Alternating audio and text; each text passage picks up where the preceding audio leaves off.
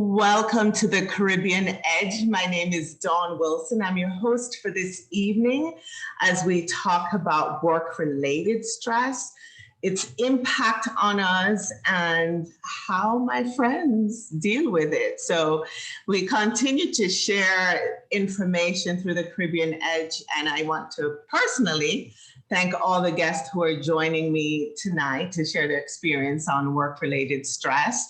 As we continue to learn from each other, we can educate each other and inspire each other. So thank you so much. I want the guests to introduce themselves, and we'll start with Dr. Z, who is no stranger to Caribbean Edge. So welcome back, Dr. Z. How are you? Thank you, Dawn, for inviting me again. And it's been a pleasure to always come on your forum. I am Dr. Z. I am a chiropractor, a holistic chiropractor in the Atlanta area. And my goal for the last 15 to 16 years in practice is to educate my patients and clients, everyone, about how to take care of their health, which includes your physical health, your nutritional health, and your emotional health. And today I'm excited about the topic. Thank you. Me too.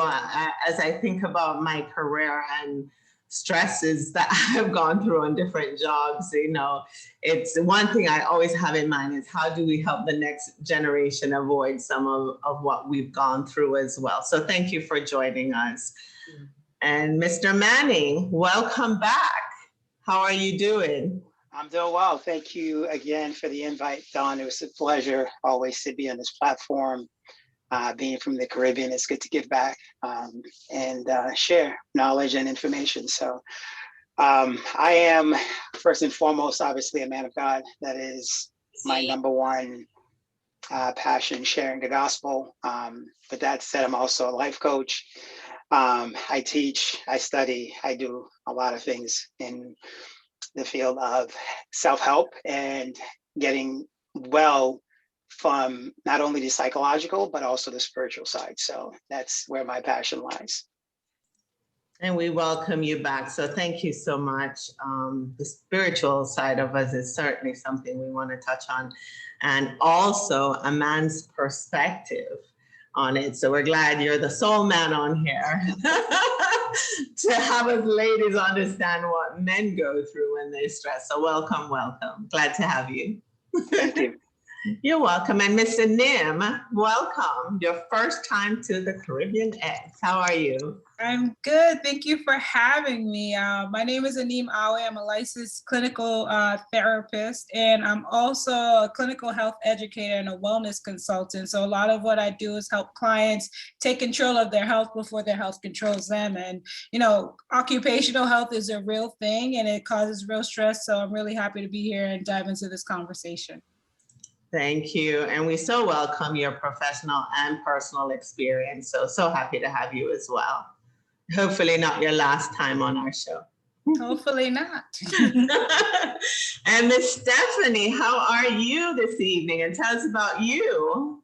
Hey, I'm good. I'm so honored to be asked to talk about this very important topic. I, like Anim, I'm a mental wellness clinician, and I emphasize on mindfulness, really, really big on mindfulness and making sure that people are aware of their feelings, who they are, and that really helps with stress. So this conversation is going to be amazing. Amazing. So let's start with personal experiences. Who I know, Stephanie, you've had personal experience. Tell us what you want to share about that, as far as what was the experience and how did you cope? What did it do to you?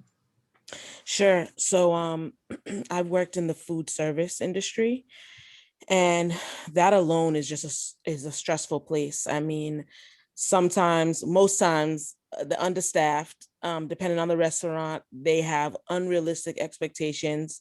I worked at a Panera Bread. I won't say the location because someone might be watching, but I managed a Panera Bread, and we had a drive-through, believe it or not. No Panera Bread should have a drive-through because we don't make drive-through food. Like, all our food is fresh, with the paninis, salads, all that, right? It was really stressful because we were kept to the same standards as like a McDonald's. So we had the same time clock, but we did not have the same type of food. That alone is stress, right? You're understaffed, you don't have enough people to work. So what does that mean for the people who are working there? You're working double time.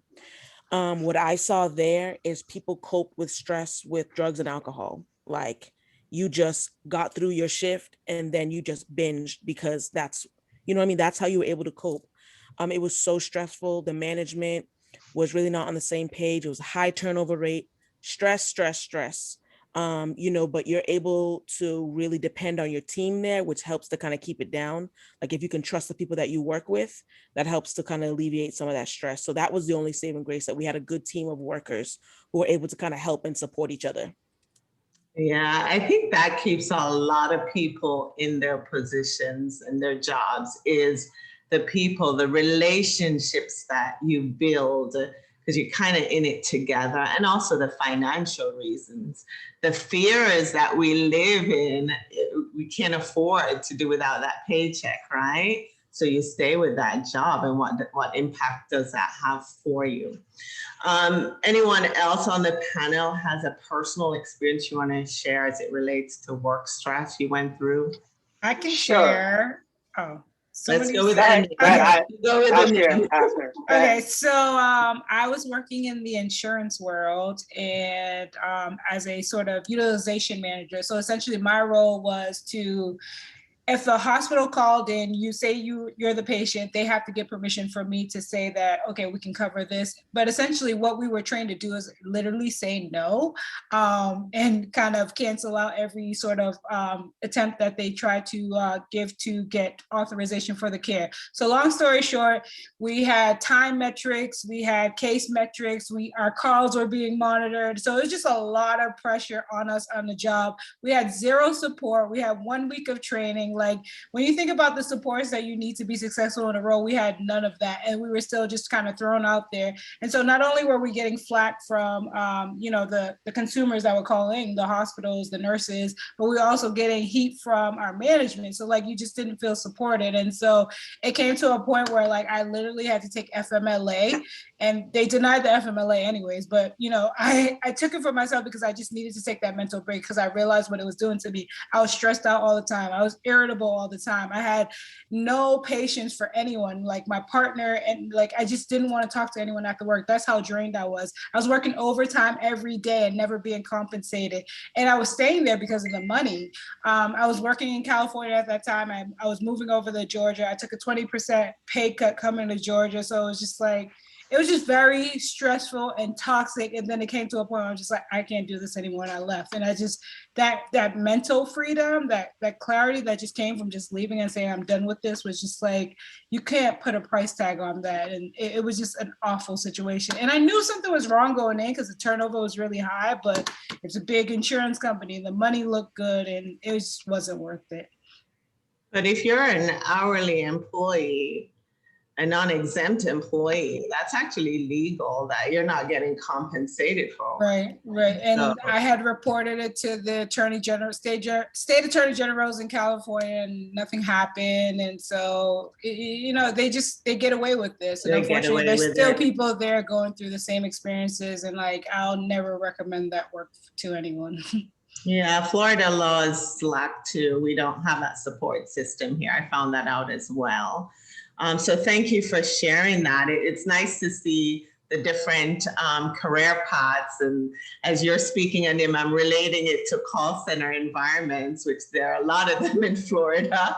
So we can certainly relate to that environment as well. Lack of training. Not to say there are some really, really good companies, because I worked for Bell South Mobility, and their training and their customer service and everything was really, really good. So thank you for sharing that as well. And Mr. Manning. I'm gonna preface this by saying I'm going straight in, deep right in. So I've been in retail management for 25 years, and I also retail and corporate management for about 25 years. And in that time, you do a lot of things that sometimes you don't necessarily agree with. And then you do some things when you're trying to climb that ladder, and in your ambition, you make a lot of compromises. And in that time, some of the compromises I didn't really understand the effects until later. So I'll just break to 25 years later. I'm, taking my sociology and psychology classes. I'm reading this Africana Studies book that kind of was an awakening moment for me. And in that process, I realized that I was doing a lot of compromising of my identity as a Black man, working in these various environments because I was the only, most of the time, Black manager. From meetings to corporate meetings to regional meetings, to even working in stores. And a lot of what was happening to me was I'm consciously always thinking, how am I representing my race? And in that process, I'm forgetting who I am as a person because I'm thinking about how I affect someone else's opinion of my ethnicity on a larger scale. So there was a lot of compromises I made about myself in that 25-year period. And then there were things that I didn't notice where I was chosen to manage, partners or employees that were difficult to handle, but were of ethnicities. I would be the one chosen. And in that time, I'm thinking, great, it's a great opportunity. I'm going to take, the person who is considered, the runt of the litter, or the person who's about to get fired, and I'm going to turn their life around and change them and make them into a great employee, which I did, but not realizing that the intent of why they sent me to deal with them was because I was Black, and it was a race issue and a race thing. So there was a lot of that kind of stuff that went on over that 25-year period that, I just didn't pick up on at the time because I was young and I was just ambitious. So my breaking point was 2 years ago, right before COVID started. I had a problem customer that I was dealing with for about a year. And I didn't realize it was that long. But at the end of it, the customer just finally refused to acknowledge me as a human being. They did not want me to do any services for them. And I went to the point where I would think of myself as, how would I look as the angry Black man if I were to, question the customer or retaliate? So what I was doing was, every time the customer would come to the store and I would see them approaching the building, I would remove myself from the sales floor. And I started losing my identity. I'm like, why am I doing this? Why am I the one that's making this compromise? And it was stressing me out because everybody else, all my other customers, never had an issue. But this one customer repeatedly would try and get me fired, call corporate, call the district manager, complain, do all kinds of stuff, and would just blatantly, how can I help you today? Just not talk to me as if I didn't exist. And it got to the point where I was like, you know what? I'm going to take a leave of absence. And I took a leave of absence to say, look, I'm going to go deal with my issues. And, why am I making the choice to compromise myself and who I am as a person and as a Black man in a time such as this, as Black Lives Matter and all of this stuff that's going on? I should be jumping on this bandwagon, yet I'm thinking about how other people perceive my behavior, right? Which would be righteous and justified if I were to say something or act in a certain way, right? Because I will always be respectful. So I had to take some time to process that. And then I went to therapy, and I was just talking to my therapist, and, we were just kind of unpacking a lot of that stuff. But it was 25 years in the making because I've been making these compromises for 25 years. And this was the straw that broke the camel's back, that kind of just was like my aha moment and said, look, hey, you're a person and you have just as much rights and just as much reason to exist and have your identity and who you are. You should not compromise yourself at any point and for any reason for anyone. So it took a little bit, but I got back to where I needed to be. And, it had led me also to a spiritual journey to kind of process why I was choosing to make those choices as well. So it was a two-sided thing, was psychological and spiritual. Wow, thank you for sharing that, Gerald. As you're speaking about it, I'm just thinking about how many of us stay for those 25 years or even those 3 years and 5 years, and how much that changes you. That's stolen time you can't get back. Man, it will affect you. It affects you psychologically to the point where you run into complexities and you run into things where you start second guessing who you are, or second guessing your worth, or second guessing what you bring to the table, right? And, you know, am I here because of my skill sets, or am I here as a token? Right? Yeah. Am I bringing what I need to bring to the table, or am I just here because they needed me because I'm a Black person? And you know, it affects you, and you don't see the effects, and it's incremental. And that's where the danger lies. And I think this is something that a lot of us, we don't talk about, and especially when you can't prove it, right? It's not something that you can say, look, it's a tangible thing and prove it, because it's not the, you know, back in the Jim Crow eras where they can call you these names and just blatantly say these things to you, you know, call you a little boy or the N-word and tell you, you know, go on that side or that entrance. It's a lot more institutionalized, and it's a lot more subtle. And you face it in academia, you face it in corporate America, you face it in retail, you face it everywhere. And if we're not cognitive of how this affects us psychologically, we start to, you know, second guess and compromise our own selves, which isn't healthy for our psyche. Oh, no, not at all. And how about you, Dr. Z? Any personal experience with it? Yeah, as I was listening to you guys, I remember pulling myself out of working for someone just because of that, working for other people, because of those same things each one of you mentioned. Young, getting out of chiropractic school and end up having to work for someone. There's no hospitals for chiropractors. So you basically have to get out there, work for someone, which is not a bad idea.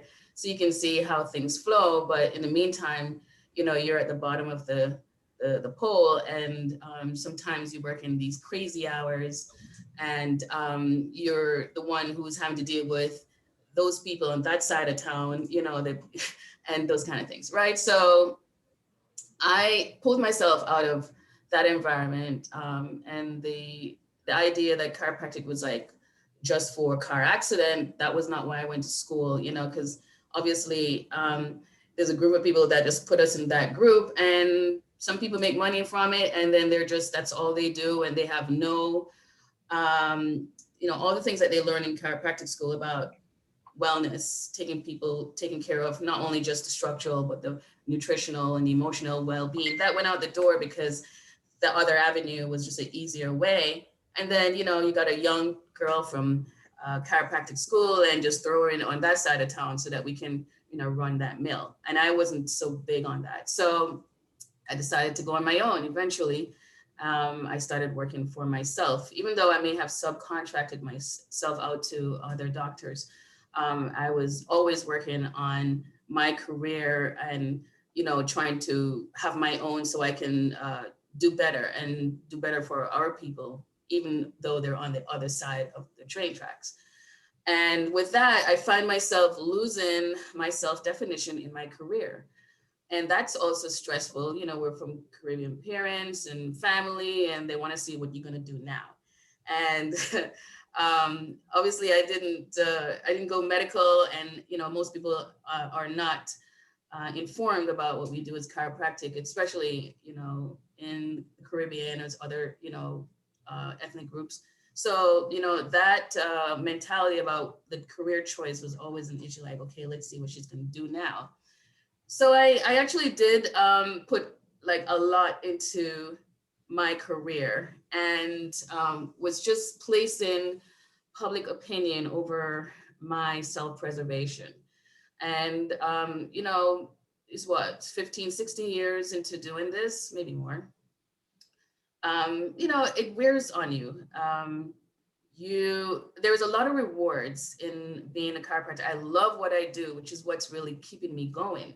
I absolutely love what I do, and I see how I make an improvement in other people's life. And I just keep doing it. And every time when something falls apart, like when I lost my mom, I just dived more into it. Like, you know, if I can't help my mom, I'm going to help everybody else. And, you know, in this work that we do, it's very hands-on, it's very physical. So over time, you too can break down physically. And then, you know, when you feel like you can't work like you used to, it goes into other things like mental breakdown or emotional or nutritional breakdown. You start becoming like some of, you know, almost like you're now becoming a patient because you're hurting. And doctors don't take care of themselves all the time. The good thing is that I kind of know how to do some of it, and I do love what I do. So I do, you know, do the things that I teach my patients, but not at the same rate because I'm so busy with work. So even though I want to, you know, go get a massage, you know, get a nice 1 hour massage, you know, I have massage therapists at my office.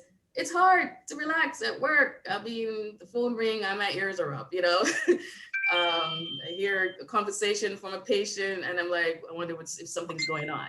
So, you know, you have to find other ways to deal with, you know, to de-stress and, you know, not worry about what other people are saying about you, you know, public opinion, and work on self-preservation. And so there were times like now I have had some back pain and it just not going away. And so, you know, it kind of made me depressed a little bit that I can't be you know, on it like I used to. I've had to have other people come in and help me. It's still a little stressful running your business or doing what you have to do, and you know, switch from making this career define you to coming back to Zudi, coming back to not Dr. Coleman, Dr. Z, but coming back to Zudi and start enjoying different things that will help preserve my health so I can move forward and do even greater things. So, you know, that's another side of the stress, you know, being the everything, being the manager, being the owner, the this, the that, you know, and still taking care of self. Oh yeah. So we need to talk about how you go about doing some of that. You know, when we think, as everyone's talking, I'm thinking of, you know, what does stress really, really look like, right? And it may look different for everyone. Working in healthcare, especially during COVID-19, is certainly stressful. But if you know you'll get through it, and you know that, as you mentioned, you like your coworkers and you enjoy what you're doing, it's a different stress level, so to speak, or a different type of stress than a job that you have no right staying in, right? Because you know, enjoy the job, you're doing it for a paycheck. So as I'm thinking about all the single parents out there, moms and dads that stay with their job because that's how they're going to pay their bills. That's the additional stress that you're looking at when you're driving to work and you hate that job, but you're going anyway. And the impact on your body, you know, you feel the pain. There's actual pain you feel. So I want to talk about some of those things. You know, what does it look like based on your experience, personally or professionally, that you have people reporting to you as how they know that they're stressed at work? And Dr. Z, you do it from a chiropractor standpoint. Okay. So, okay. Well, you know, definitely, you know, stress does affect your physical, your mental, and emotional well-being. And it usually occurs, it's like a reaction to experiences that result in a change or a disturbance in the norm. And that's exactly what happened with COVID-19. You know, there was disturbances in the norm. And so there's an additional stress, not only, you know, just going to work, but then you have this other thing going on. What I noticed in my practice is that, you know, majority of last year, in the midst of everything, people were, they were complaining of having to work long hours in front of their computers. And, you know, they had more neck pain than ever, more back pain. They've gained weight. You know, they have their kids at home and they weren't sure how to juggle all of that with, you know, all the demands from work, and then the demands with the kids being at home, and even their spouse. Some people haven't been around their spouse that long, all day, all the time in the same space. So a lot of emotional issues going on, people wanting to get divorced. They tell me things when their face is down and they're in pain. And what I know is that stress goes to your weakest area. So, if your weak areas are, your thoughts, how you're thinking, then, definitely you're going to start thinking negative and worrying and all that. And to me, worrying is like negative meditation. We have to flip that strip. So that's that script. Or it can go to that back and neck pain, those little small issues that you may have had in the past, or you've created it now that you're sitting at the kitchen table, at your dinner table, that's not ergonomically friendly for your spine, sitting all day typing, heads down in the laptop. It's not even a computer, it's like laptop. So your head is down, ergonomically not friendly. And now you've, developed other physical issues. And you're home and you're just eating all the canned foods that you bought, trying to stack up on stuff. And then you're just hyped on sugar and salt, and you're developing other things going on. So that's what I hear in my office. I think that I had more patients coming in for stress management, whether it's pain or emotional well-being or just trying to lose weight because they notice things are getting out of hand, than car accidents. And what I find is that the people who weren't even thinking about their health and wellness during the COVID-19, they were more aware of how important their health and wellness is. And, just having that opportunity to have them come back to self-love, making sure that they're not putting the career and all this extra stuff ahead of their health, and how they can fit it into their schedule, even if it is come into our office for 45 minutes to decompress and, relax and get some relief naturally, so that they don't go to other things like drugs, cigarette, more food, medication, and create more problems. So yeah, the narrative about their stress, it gets more when there's a change in the norm. It helps people to wake up a little bit and start to see themselves, because before we were just going and going and going in the mill, and thinking that's normal. And then we have a new norm. It was like, oh my God, it's just like a wake up call. And so here we are. I find a lot more people coming to the office wanting, how do I do better for myself health wise? Yeah. And I'm so sorry about your mom as well. I know you've mentioned that previously, and that just adds another layer if you're going through work where you spend most of your day as well, because you have to deal with that. And it's not just me, we've all lost. I mean, it's been 3 years, but it's still very, like yesterday. But when I think about the people who have lost through COVID, things like unexpected, those are also, the additional stress that people have. They're losing their loved ones. They can't see them, COVID. So those are also some of the things that we have to help people through emotionally. Yeah. And I had a job that was very stressful because my boss was an alcoholic. And so that in itself is stress times 10, because you never know what you're getting. She was an alcoholic, she was a screamer, and it was just an unhealthy work environment. And as I mentioned, when you're a single parent and you have bills to pay, you stay in those jobs longer than you have to, because you can't just get up and quit, right? Right. And so it got to a point where I was driving to work and not wanting to go in the building, like sitting in the parking lot crying.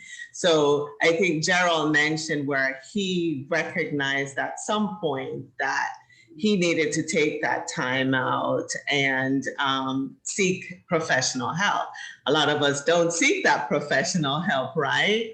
Yeah. But I knew it was coming to an end, and I justified every reason to stay there because I felt like I was helping people. I was helping the employees. And it's a different stress that I went through with a job that was simply not for me because of my boss, versus dealing with the COVID-19 stressors during COVID-19, doing it during healthcare.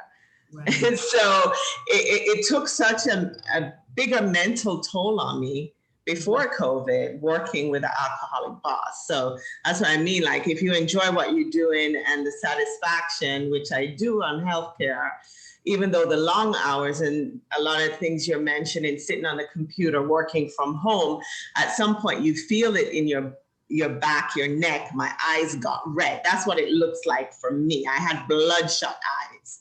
And that's when you have to listen to your body and pay attention. And I have other outlets where I'm involved in sports and volleyball, but it decreased with COVID as well. So, COVID is a wake-up call for us to really evaluate and listen to ourselves, listen to our surroundings, and push ourselves even further to exercise, to motivate ourselves, to surround ourselves with people that care and you can confess to or converse with, So I'm so glad we're here having these healthy discussions. So, and then tell me about the clients that you speak to about it. Yeah, so I agree with everything Dr. Z mentioned. It's similar to what I see in the clinics or in my practice, along with, one of the roles that I assumed was this wellness consultant. And in that was speaking to corporations and companies and supporting their their employees with adjusting to this new normal. So a lot of the issue was that, usually going home, having that routine, being able to get up, wake up, get your coffee, get dressed, and then leave the house and go to your office, and then be able to disconnect from home, and then the vice versa, be able to disconnect from work. But now that our work and home life was fully enmeshed, a lot of people are having difficult times adjusting to that. So supporting people with adjusting to that new pandemic normal and really reinforcing, creating routines, healthy routines for ourselves, because I think that's what a lot of people were missing. And as you guys mentioned, that social connection. So it looked a little different. We couldn't be physically in person, but what the creative ways that we can continue to have some of those connections and make time for those people that we care about.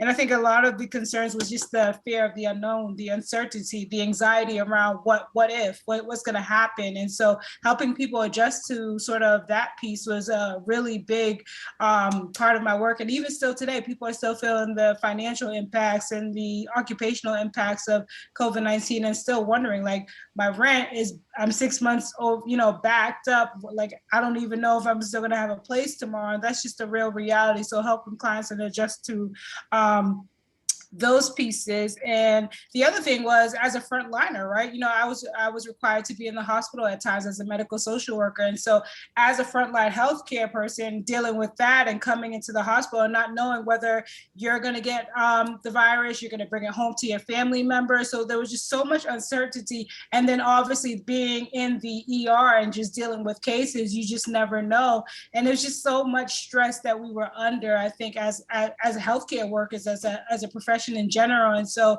just supporting one another, it's just tremendous. And just seeing people die, like, we've never seen anything like that. This is the most deaths since World War III, I think, in terms of COVID-19 numbers for the USA. So it's just the amount of deaths and grieving and loss, and it was just so much compounded into one. And so how I kept my sanity, working out, you mentioned that. I got a Peloton spin bike thing. I got that in the house to just keep my brain going, and just being intentional was another thing that I was teaching clients and people that I'm working with, is that we have to be intentional to make those connections, get on the phone with those people that we love, especially if we're missing them and we can't have that physical contact with them. How do I be intentional about creating, that contact with them to make sure that I can get that, that value that I get from those connections? And so it was a lot. It was a lot. And it's just so relieving to just kind of be, not, although we're not completely at the end, but to just have some sort of relief, because it was like anxiety nonstop.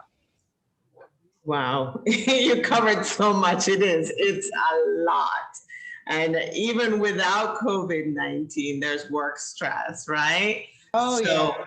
Exactly. And then you add the racial trauma that's going on in this country. And so Black and brown folks not feeling supported by their corporations and then coming into work after, you know, another Black man or woman is murdered by a police officer. So carrying that weight and then feeling unsupported. And then you couple that with the pandemic, it's just a recipe for disaster. And a lot of companies didn't know how to handle that. They didn't know what to do. They didn't know what to say. So that's why they brought people like me in to kind of have those conversations and facilitate those dialogues so that employees can feel at least supported in that regards, because that if somebody doesn't feel supported, that leads to a disconnect at the job place. And so when you think about things like turnover and, you know, people just leaving companies or operations, one of the biggest complaints is that they didn't feel supported. They didn't get the proper coaching. They didn't get the proper support that they needed to retain the role. So it's been COVID has brought up a lot of opportunities in many ways to start having these dialogues with corporations and companies about supporting their employees and employee health. Yeah, I recently read that a lot of people more than ever are leaving their jobs since COVID as well. So yeah. COVID has been a time for people to reflect if they really want to go back to that job. Absolutely. Right? Absolutely. So thank you for what you do. So important, because a lot of companies are not invested in their employees. So I'm glad that you're there as a resource for those employees as well. Because even though some of us have great friends that we're comfortable communicating with, and we love our friends, not everyone has friends that support them, which is one of the outlets, right? After work on the weekend. Exactly. To hang out with people you have fun with and love is really, really a de-stressor. At least for me, it is. Yeah, exactly. And then you take that away. What do you deal with? A lot of people are forced to deal with ugly thoughts they suppress for so long, you know, forced to be by themselves. A lot of people can't be by themselves. And I think COVID made that really apparent. So that's why a lot of mental health clinicians are overwhelmed, because a lot of people just couldn't deal anymore. I mean, I'm grateful, but we were just flooded, and we still are. Yeah, and you probably will be for a long time. Because, absolutely. Long time. Yeah. Yeah. So Stephanie, you're nodding a lot. Tune in. Listen, Anim is speaking my language, you know, and just while she was talking, I mean, that was so profound. Just while she's talking, I'm thinking of a place where stress relief really isn't talked about is the church. Like I'm in ministry, right? So if we look at the church like a corporation, we can also talk about work-related stress. So how do you deal with it in a place that the stigma is so heavy on mental wellness or any type of therapy or going to see a counselor? It was so difficult. So, I mean, that's one of the reasons I got into the career of, you know, mental health, was to really bring it to churches and to bring it to people who have such a, like, they kind of just shy away from it. Like, oh my gosh, you can't have Jesus and therapy, or you can't say I love God and go see a therapist. You know what I mean? The two are like oil and water. They're really not. And we need it in both spaces. So I'm just thinking, like, this pandemic revealed everything. I just co-sign on that 100%. It revealed the places that we were kind of broken down in. And then, like Anim was saying, we didn't have family to go run to, or like girlfriend to chat, or hey, we had to deal with ourselves. So work-related stress at your work, at your home, that's something completely different, because you don't have an escape. You have to sit with yourself and deal with yourself. And then just the overwhelming need for mental health clinicians. And one of my professors, he was in the mental health field for 20 years. When the pandemic hit, he had an anxiety attack. He had a mental breakdown. So I'm like, this guy knows all the modalities and, you know, client-centered focus and DBT and CBT and EMR, like all this stuff, right? Mm-hmm. This man broke down during the pandemic. So I started thinking, what is happening to people who have no idea on how to cope with this stress, on how to get their mind centered, where they can go, where they can escape to? That's why I'm so big in mindfulness. Throughout the whole pandemic, I was listening to like soaking worship music, like let me stay there so I can help you. You know what I mean? Everybody needs that. And I always say to myself, Steph, you're a human too. Sometimes with like mental wellness clinicians, people, even people see us as like, oh, you guys can't have any problems. We're humans, first and foremost. We're humans. So we have the same issues. So like if we miss an appointment, if something happens to us that we have to cancel, it's because we have to deal with our own human issues. And I think everyone saw the humanity. And at work, you see the humanity of everyone. And I feel like empathy really helps me deal with work-related stress. And because like I have my book of the DSM-5, I have my head in the DSM-5, I'm like, I really can't be mad at you because you probably are dealing with something from your childhood. You know what I mean? Like, oh, you know what? Okay, I understand. Like you're going through that because your mom didn't pay enough attention to you, or like, I get it. Like you were the youngest, so you were the oldest, and there was a lot of stress. Like I can't even be mad at you because you're cutting a fool at work. But I can I get it. I see the root of it. You know what I mean? So that's kind of what it's helped me to do, to really just see people as they are and what they're going through.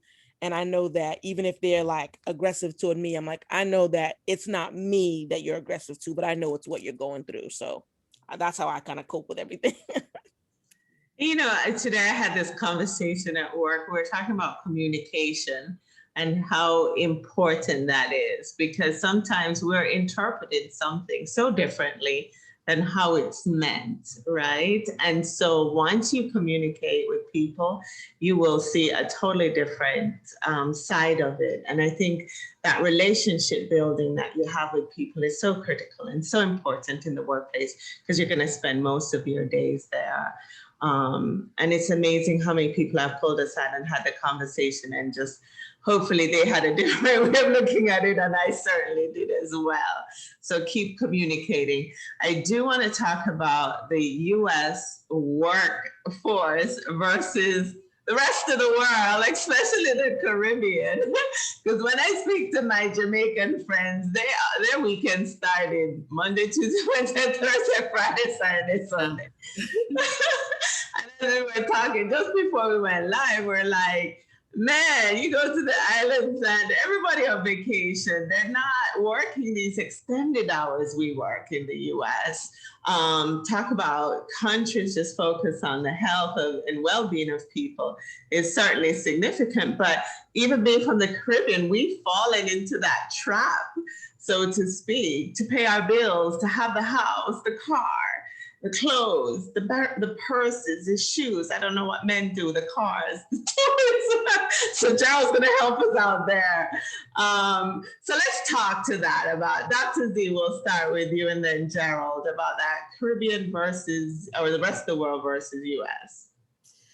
Yes, I'm glad you brought that up, because I have seen the differences of how the Caribbean people deal with stress, and how even in the diaspora, how we've actually morphed and become different people, and how we deal with stress here opposed to people who were originally here, like African Americans and so forth. And I do notice, like, when you go to Jamaica, where I'm from, I feel they're saying they're stressed, but when I go there, it looks like they're relaxing and they're living life. And I have to say, they're eating well, they're, getting all that organic food, the fresh air, and they can decide to go to the beach anytime and, relieve some more stress there. There's always a, domino with their friends, and they're just hashing out there. Even if they had some deep stress going on, they have ways that are healthy to deal with them at their fingertips. It's not something like, you got to pay to go to the gym, to get a, coach to help you lose the weight. You could just walk in your neighborhood or go to the beach or something like that. And the food is, so all that takes a place when it comes to dealing with your stress, whether it's mentally or physically or emotionally, or nutritionally, I should say. So, when we get to the States as Caribbean people in, the diaspora, we now lose some of those mechanisms. We don't lose it, but the environment is different. So, we can't just jump up and say, hey, I'm going to the beach today. No, tomorrow is work, and there, the rules are tight. There's no little wiggle way.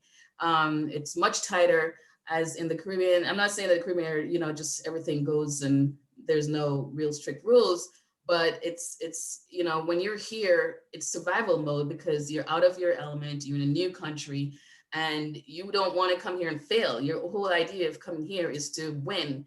And I see my parents and my mom, you know, and even my family members, they come and they're like all in, they work 12, 16 hours, you know, and they're stressed out. They're stressed out. Their siblings that are home, relaxed, looks great, you know, they're so relaxed. But when you're here, you're stressed out because you're worrying a lot more. You're trying to keep up with the Joneses. You're trying to make sure you don't, you know, lose all the hope that you came here for, and you want all your kids to get, you know, the benefits of everything. So I see that first generation that comes here, they really work really hard and really stress themselves out to death, trying to make it for the new generation that's here, which would be kind of like me. I mean, even though I came straight from Jamaica, but there, you know, the other Jamaicans or the other Caribbean/Americans, they get a better benefit from all that hard work from their parents that came here and stressed out with this new environment that they have to survive in. You know, it can be take a toll on the family itself and the family structure, the things that we're used to in the Caribbean.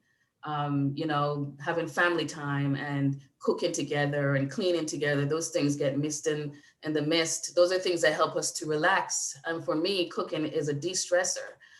Cleaning my house is a de-stressor. When I don't have time to do it, you know, I'm just going. I don't get to de-stress. There are times I just want to run out on my lawn and just act a fool, but I can't. I'm worried about what the neighbor's gonna say because, you know, what is she doing over there? I mean, I'm just trying to, you know, things that I would do in Jamaica. I feel like I would look like a fool if I was to do it here. And, you know, you just start to conform in, you know, the environment and try not to be too much different from what everybody else is doing.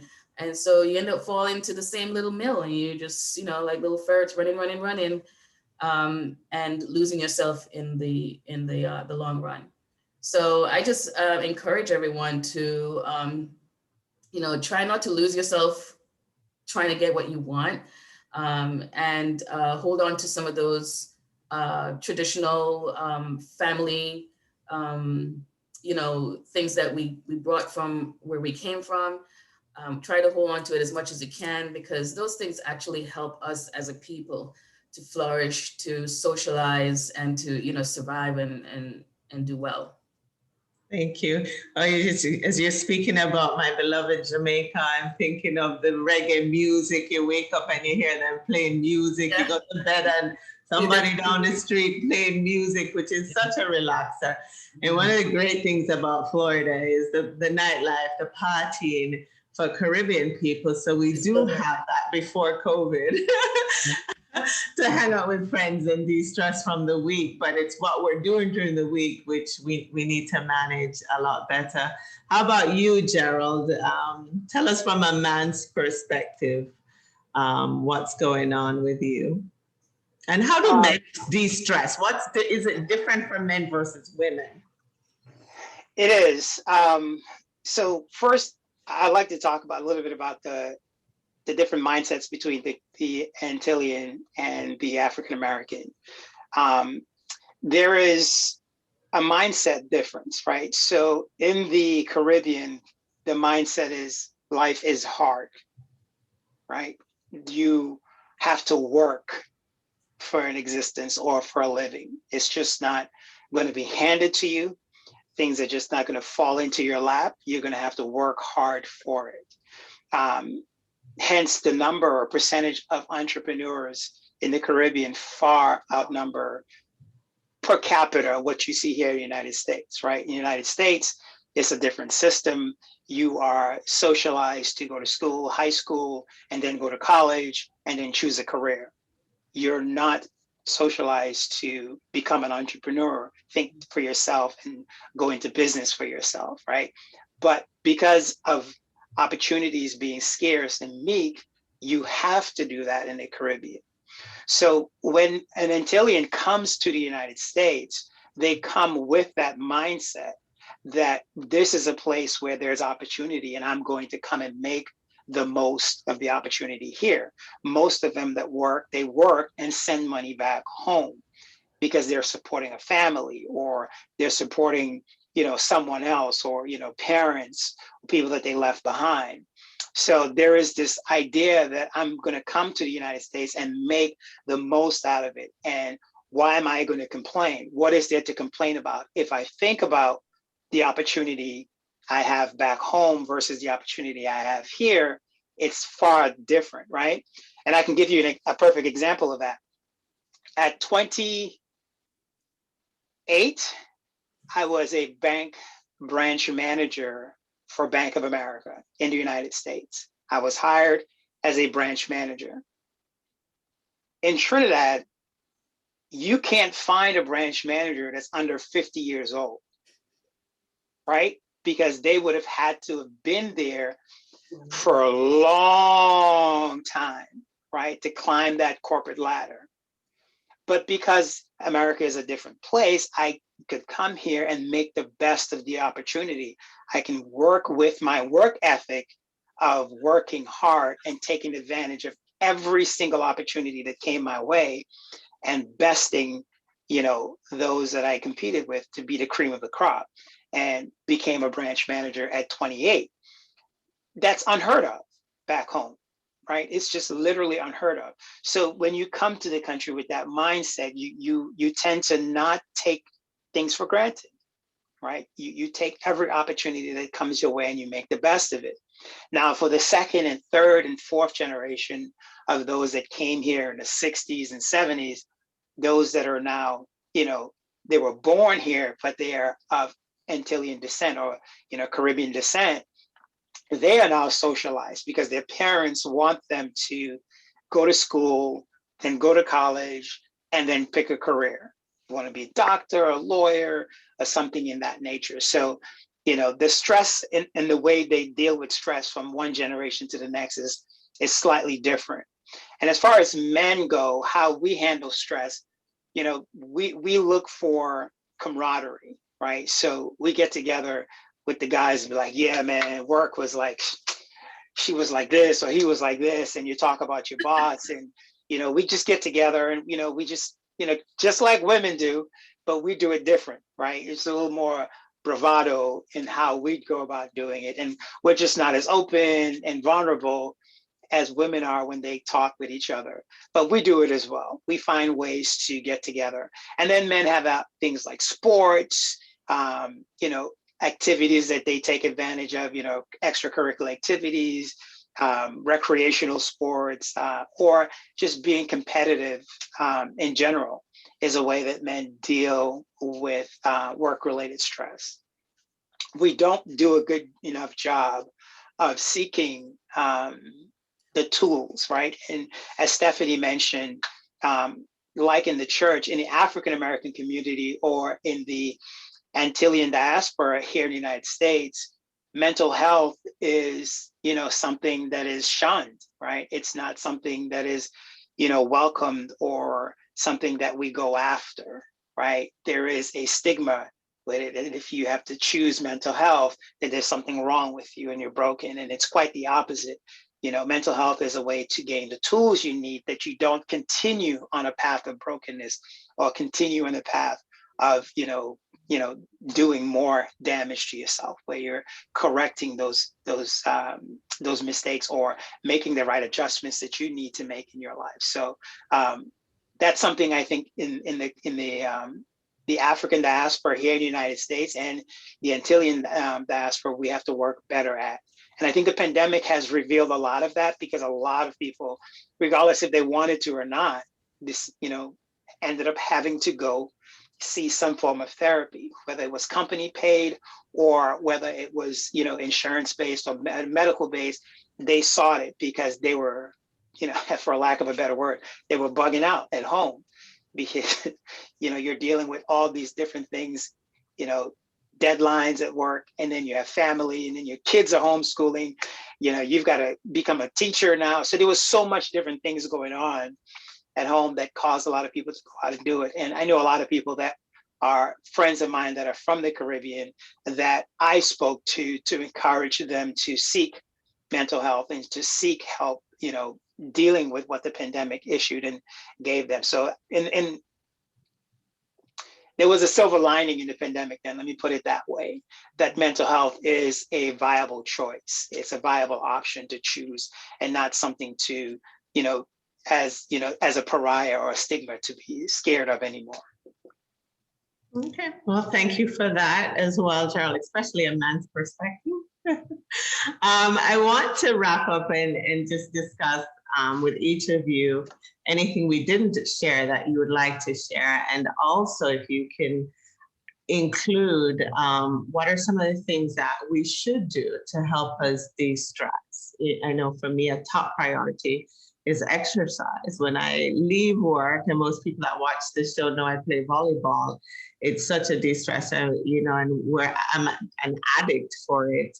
But it so helps me that I know if I leave work, I unwind. There's nothing but competition when I'm on that volleyball court, and it allows me to detach from that work mindset because I've done everything I can do at work unless I'm on call. So what are some of the things as well, and anything we missed, feel free to share. I want to start with Stephanie. So I was just thinking like self-care, self-care is not selfish. We have got to do it. And it's not just, oh, I'm going to book a trip to Hawaii. That's great. It's also just sitting in your home and having a cup of tea, maybe turning off your phone, your laptop, reading a good book, or just laying back and not doing anything. It's self-care, and it looks different for everybody. I mean, that is a good way for us to de-stress from work. And even at work on your break, just maybe listening to mindfulness, meditative things. It doesn't have to be something like spooky and weird. Meditation is just something that we do to help get our mind focused with the pandemic, with things happening, financial stress and all this. Like, it's really important that we get our mind back on track, just like a roller coaster. You want that roller coaster to stay on the track, to help get our mind back so we're not so stressed or like exploding on people. Mindfulness, being aware of where we are and taking care of ourselves. That's what I would say.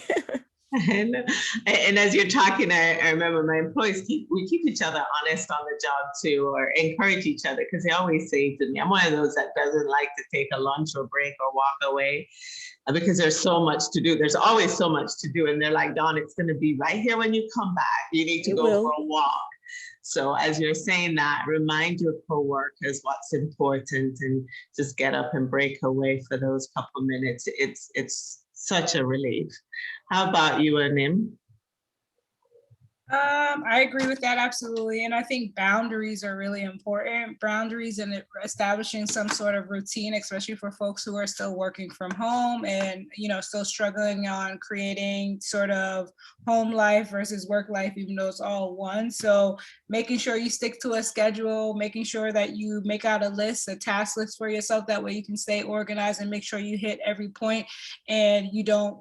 Studies are showing that people are actually working longer days because they are working from home, because they sort of lose track. So again, by using sort of that list or creating some sort of task list for yourself each day, that can help you kind of stay on track.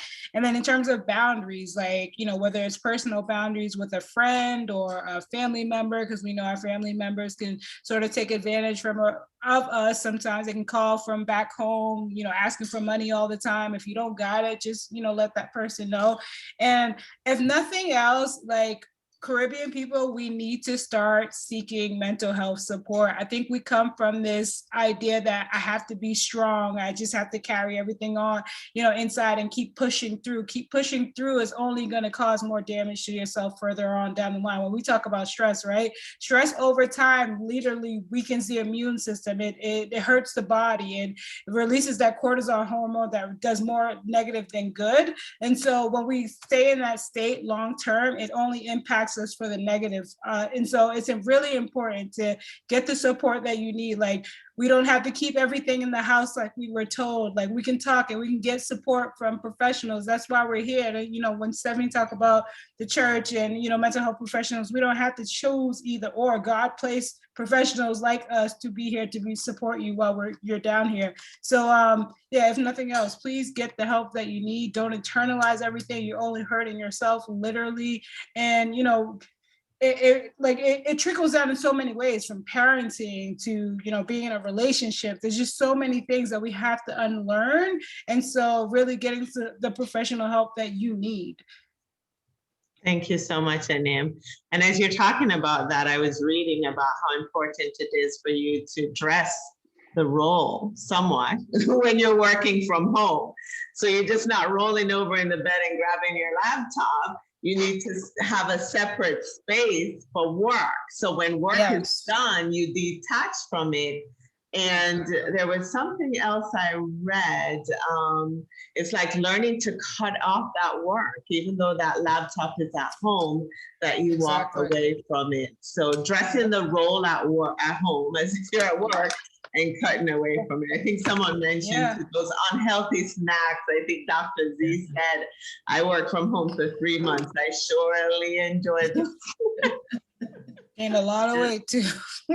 A lot of weight too, and I was not forcing myself to walk. And so we're learning from those bad habits. And the great conversation here is sharing it so others are learning as well. So anything you want to wrap up with, Dr. Z? Any advice for us? Well, you know, everyone did bring up all the good solutions, you know, whether it's taking care of the physical, the emotional, and the, you know, nutritional well-being. You know, I just want to leave with, you know, just don't put your health, your personal health on the back burner.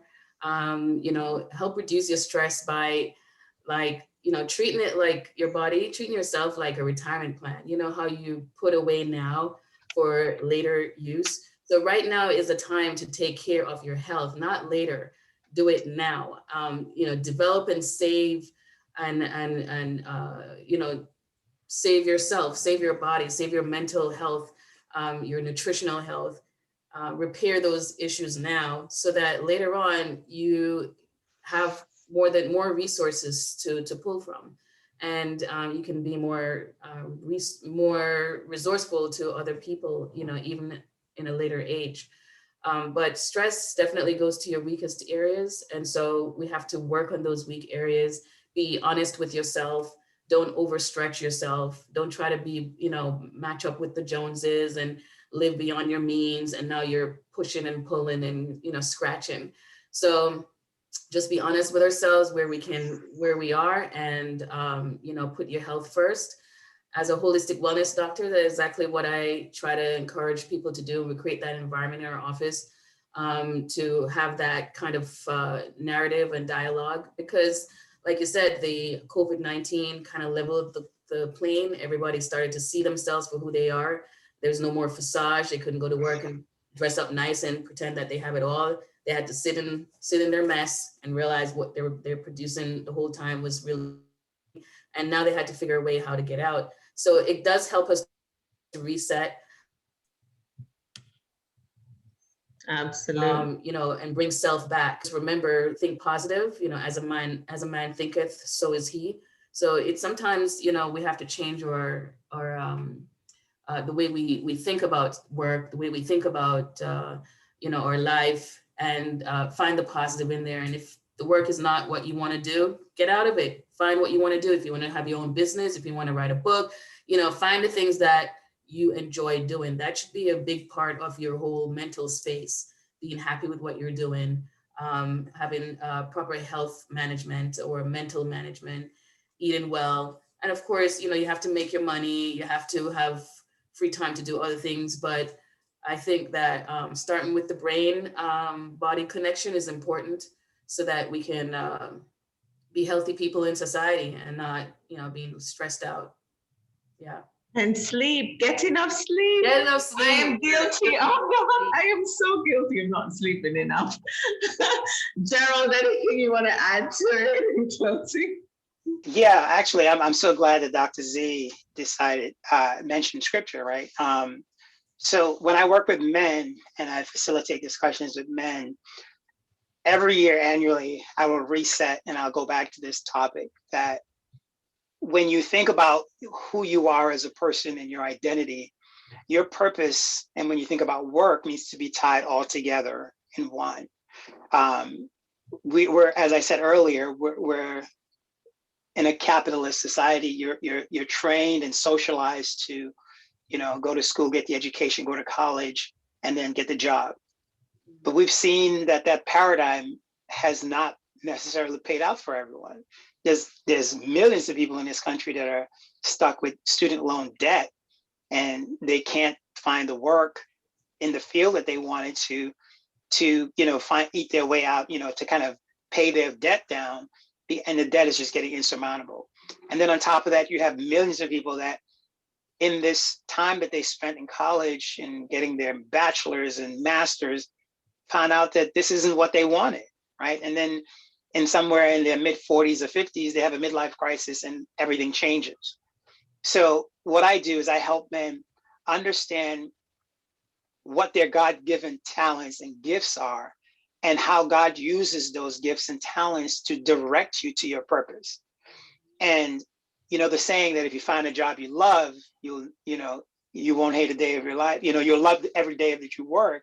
It's that same mindset, right? Where you take your purpose has your passion, it has your drive, it has everything in there.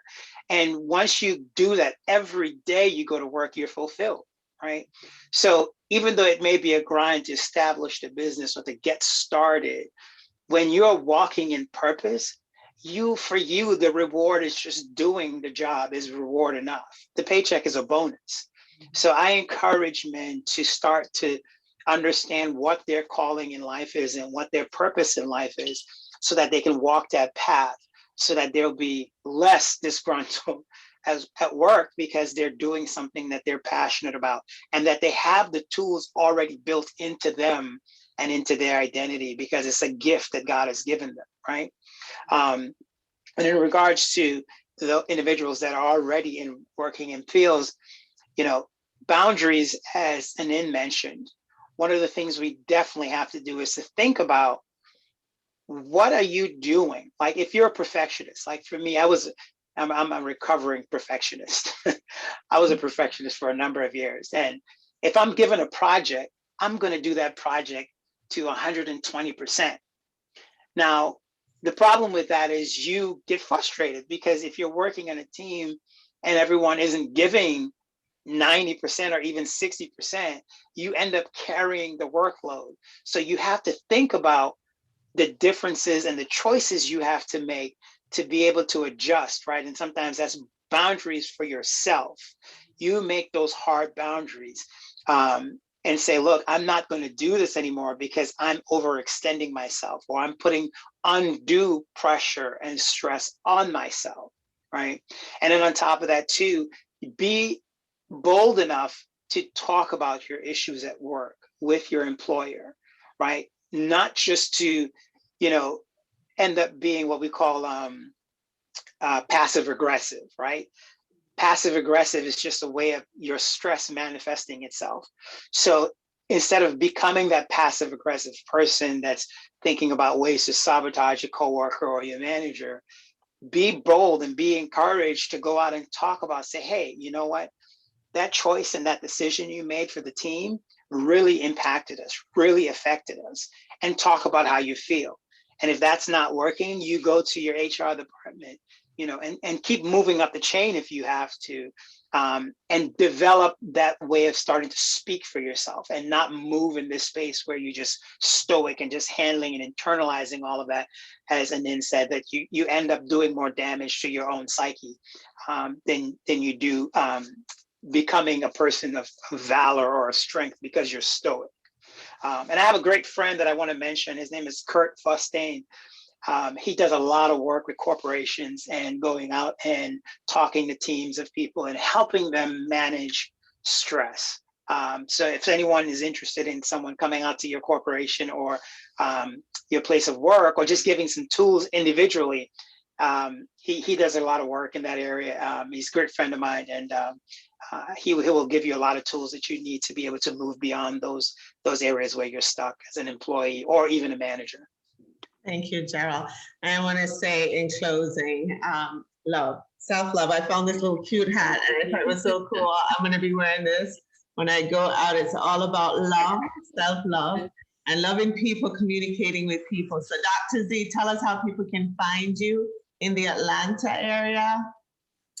Absolutely. Well, you can reach us at zcaromedspa.net. That's www.z as in zebra, Caro, CHIRO, medspa.net. You can also find us on Facebook with the same Z Caro Med Spa. Just type in Z Caro and it will come up. My number here is 678-508-8465, 678-508-8465. And I had a wonderful time on this panel. We had some really great subjects that are definitely important for not just us as entrepreneurs or workers in the community, you know, doing our ministry and helping others, but also for everyone who's going to be seeing this in the future. And I hope that everything we mentioned helped out. And, you know, thank you again for putting me on this panel. Thank you, Dr. Z. And Anim, how do we find you? Sure, you can visit my website, www.animawelcsw.com. Also, I am hosting a wellness retreat for those of you who do need an escape from all the madness. This September, you can visit that website, www.iamwell.com. Thank you. And how about you, Stephanie? So I'm just on Facebook right now. My Facebook name is Lilac Calandra. Sometimes I do some lives on self-care and mental wellness and things like that. I want to start doing morning meditations. So be on the lookout for that. It's just so important to start our day, you know, just in the right mindset. And exactly with meditation, and it looks different for everybody, but we all need it. So I too am very appreciative of being here. This is an extremely important topic. Thank you. Thank you so much. And we want to thank Michelle Olsen, who works behind the scenes to make all this happen. I thank you all. You're beautiful, amazing. And I thank you for your time, because that's the most important thing you could have given us this evening. So thank you all. One love. Bye. Thanks for tuning in, everyone. Thank you. Have a good night. Good night.